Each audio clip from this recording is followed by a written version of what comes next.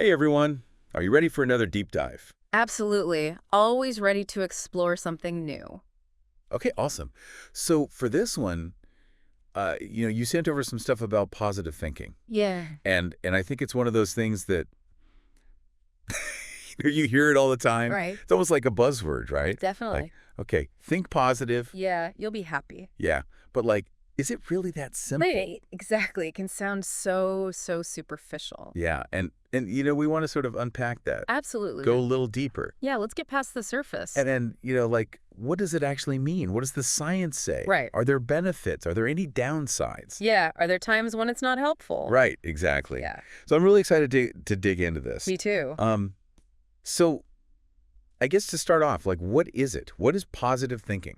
Well, I'm glad we're doing this deep dive because I think there are a lot of misconceptions out there. Yeah. It's not just about, slapping a smile on your face and pretending everything's perfect. Yeah. It's not ignoring problems. Exactly. It's not about being naive or, burying your head in the sand. Right. It's much more nuanced than that. That's what I thought too. And the Very Well Mind article you sent, that was really helpful. Oh, yeah, that's a good one. It said like positive thinking is more about how you approach challenges. Right. It's about your outlook, your mindset Yeah. when you're facing obstacles. So it's not just like, everything is good, No, no. but like how do you deal with the stuff Exactly. when it's not good? Yeah. It's about acknowledging that bad things happen, Hmm. but choosing to focus on solutions and possibilities. So it's less about good vibes only Right. and more about having a resilient kind of mindset. Exactly. Yeah. Exactly. Yeah, that makes sense. It's about being able to bounce back from setbacks. Yeah, and you mentioned something earlier about explanatory style. Yes. That was really interesting to me. It's a fascinating concept. Can you talk a little bit more about that? Absolutely. So explanatory style is essentially the way we explain events to ourselves. So it's kind of like how we make sense of the world. Exactly. Yeah. It's the lens through which we view our experiences. And some people tend to have a more optimistic explanatory style, Okay. while others lean towards pessimism. So like, are we kind of born with one or the other, or? Well, there's some debate about that. Okay. Some researchers believe there's a genetic component, Okay. but it's definitely shaped by our experiences. So like our upbringing, Absolutely. our environment. Yeah, our culture, all of that plays a role. Okay, that makes sense. But the good news is Yeah. we're not stuck with our initial explanatory style. Oh, okay. We can learn to become more optimistic. Interesting. Yeah, it's about shifting our thinking patterns. So how would this like actually play out, Yeah, let's say in everyday life? you're stuck in traffic. Okay. Right. Someone with a pessimistic explanatory style. They might think, ugh, this always happens to me. Yeah, why me? Right. My whole day is ruined. Yeah. They see it as a personal attack, Yeah. like the universe is against them. Right. But someone with an optimistic style, they might see it as an opportunity. Okay. Interesting. They're like, okay, I can relax, listen to some music, maybe catch up on some phone calls. Right. They're looking for the silver lining. So it's like the same situation, Exactly. but two totally different. Two totally different interpretations. Yeah. Wow. I'm starting to see how this can really make a difference It really does. in how you experience things. It impacts our mood, our stress Everything. levels, Right. our relationships, everything. And what's interesting is that you were saying, like, the research shows Yeah. that it's not just like how you feel. It goes beyond that. It actually can impact your physical health But too. absolutely. That's pretty amazing. It is. So you're saying that just changing the way you think Yeah. can actually make you healthier. There's a growing body of evidence to support that idea. Wow. Yeah, studies have shown that positive thinking is linked to better stress management, Okay. stronger immune function, even a reduced risk of chronic diseases. That's incredible. That is pretty remarkable. So what would you say to someone who's like, come on, Right. that's just a bunch of fluff. Yeah, I hear that. Like, that's just, Positive thinking, that's not real. yeah, that's not going to, actually do anything for me. Right. I'd point to the research. Yeah. There was this fascinating study Okay. that followed over 1,500 older adults Okay. for several years, Mm-hmm. and they found that those who scored higher on measures of positive thinking Right. were less likely to experience frailty as they aged. Oh, wow. So it actually helps you It seems to. as you get older Yeah. to like maintain your independence. Yeah, their physical and cognitive function. Wow. It was really quite Striking. So positive thinking could actually help you live longer. Well, we can't say for certain that it extends lifespan, Okay. but it definitely seems to improve quality of life. And like the ability to, To stay active and engaged. yeah. To enjoy life to the fullest. Yeah, that's fantastic. I mean, this is starting to sound like, okay, maybe there's something to this. Right. But, before we get ahead of ourselves, Right. how do you actually get better at it?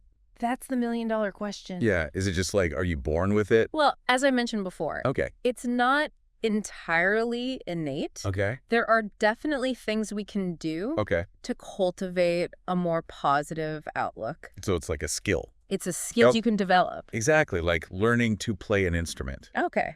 or speak a new language. And the Very Well Mind article had some tips, right? Yes, it did. On how to do that. Some really practical tips. Yeah, I remember it suggested things like noticing your negative thoughts, Right. practicing gratitude, Yeah. and like using positive self-talk. Yeah. Those are all great strategies. Yeah.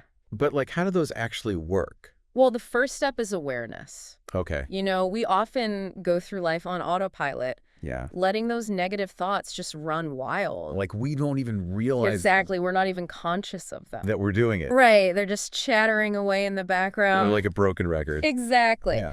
But once we start paying attention to those thoughts, Mhm. we can start to challenge them Okay. and choose to replace them with more constructive ones. Interesting. Okay. So awareness is key. Awareness is key. What about gratitude?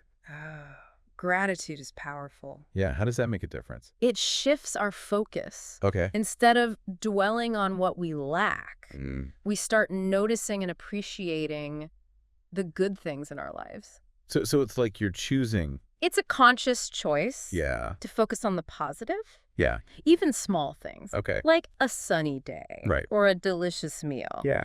or a kind gesture from a stranger. And just like making note of those. Exactly. Yeah. It's like training our brains to seek out the positive, Okay. which can have a ripple effect on our overall mood and outlook. So it's like that saying, Oh, yeah. what you focus on expands. Right. Right. Exactly. Okay. And then there's positive self-talk. Yes. What's that all about?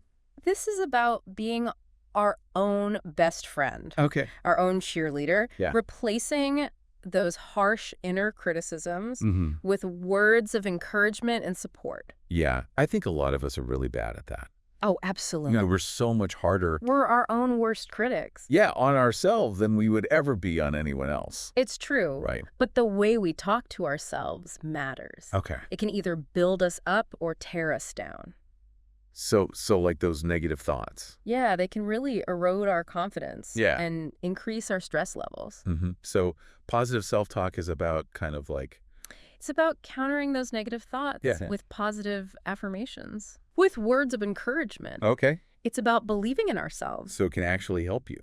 It can. Like boost your confidence. Absolutely. Manage stress better. Yes. Wow. This is all starting to make a lot of sense. Good. I'm glad to hear that. But, I do have one concern. Okay, what's that? Is it possible to be too positive? That's a great question. Yeah, like, isn't it important to be realistic too Absolutely. about the challenges? Yeah, we don't want to sugarcoat things or Right. pretend that everything is always rosy. Yeah, because it's not. Right. So how do you kind of find that balance? Well, that's where the concept of realistic optimism comes in. Okay, realistic optimism. Yeah. What's that? It's about finding that sweet spot Okay. between optimism and a clear-eyed assessment of reality. So it's not about denying No, the negative? it's about acknowledging it, Okay. but choosing how we respond to it. Okay, so you're not like, You're not sticking your head in the sand, but you're also not letting the negative overwhelm you. yeah, that makes sense.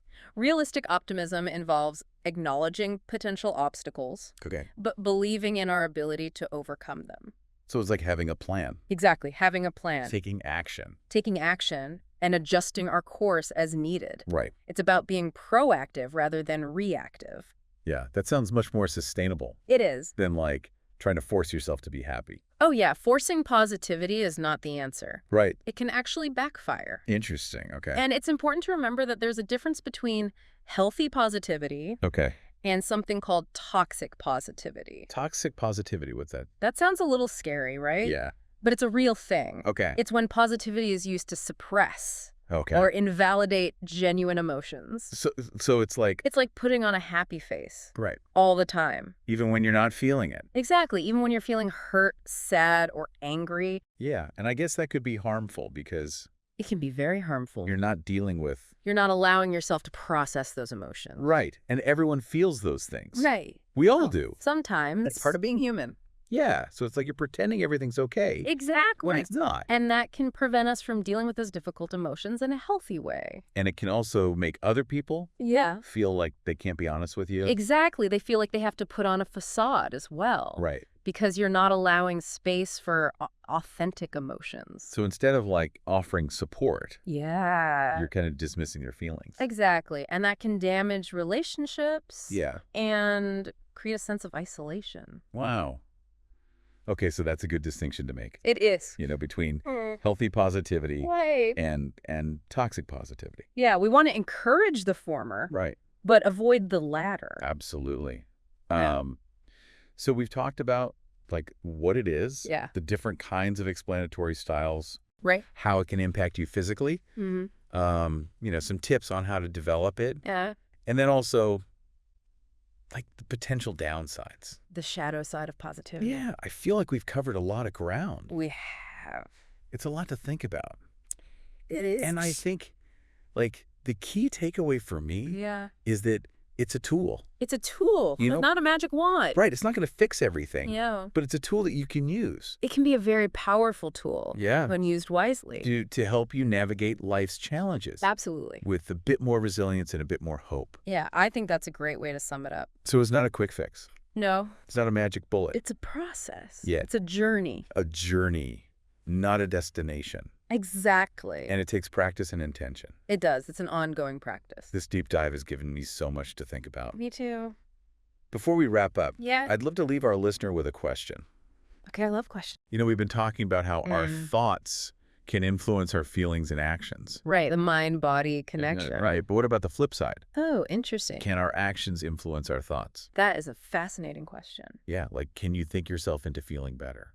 It's a bit of a chicken and egg situation. Yeah. But I think there's definitely a reciprocal relationship there. Okay. There's a growing field of study called embodied cognition. Embodied cognition. Yeah, it's a mouthful. Yeah. But it suggests that our physical actions and experiences Yep. can have a profound impact on our mental state. So you're saying that like Yeah. even simple actions like smiling, Slyly. standing up straight, Posture. taking a walk in nature, Being in nature. those things can actually shift your mood. It seems so. Wow.